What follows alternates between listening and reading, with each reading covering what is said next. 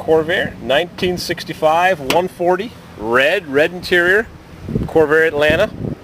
You want to know who bought this car new? We don't know who that is, but who bought this car in 1966? I did. 1966. For $13.95. $13.95 with a 50/50 warranty. With 30-day 50/50 warranty. They pay half of any repairs and I pay the other half. So you knew that they were going to discontinue the CORSA and the Turbo, yep. So you went looking while you were off. A used car. You were on leave. Used one, Navy leave, and I found it at Central Chevrolet in Buckhead in Atlanta, and right away put down a deposit and said this is going to be mine. Because you missed that white turbo convertible. Yeah, they had a white turbo convertible and it was already sold.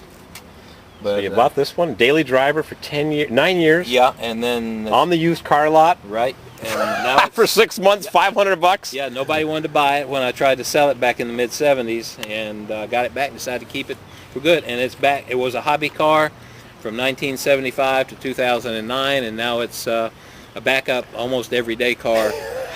Since then, since I got laid off and lost my company van. You'd never know when you see a car in a parking lot what the story is behind it, but it was given a backyard paint job back in what year? 75. 1975. Well, it's getting a little thin. Yeah. Well, it's starting to let go off of the metal. Yeah. Apparently there was some moisture in the primer when they did it. Got that 1965 1 year only pinstripe. The only year a Corvair ever had a pinstripe. No gas door guard. Nope. How do you like that? Never CORSA. had one on it.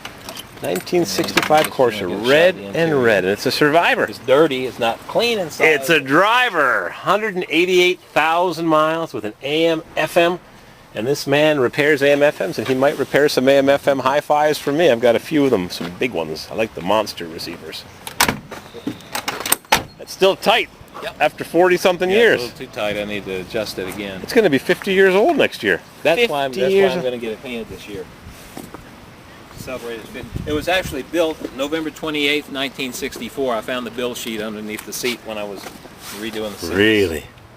Yeah, and there's the body tag. 140, 4-speed, 355. Interesting.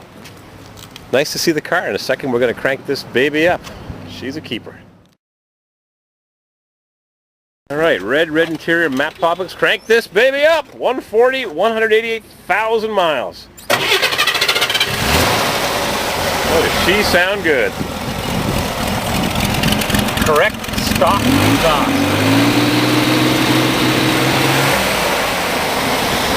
Running good. So the motor, you had the cam gear changed, but has the motor ever been opened aside from the cam gear? It was rebuilt in 1979.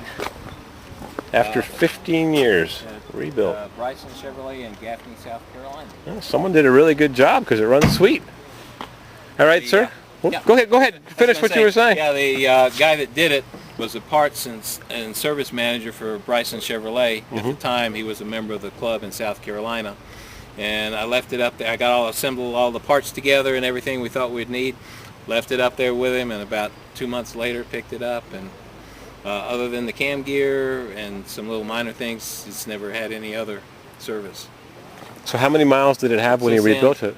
It had about 113 at the time. So, did a good job. Another 70,000 miles. It still sounds real sweet. The seals, the Viton seals that are in it are the same ones that were put in it back in 1979. And they're not leaking. Good rubber. Yep. Thank you. Thank you. Enjoy the story of the keeper.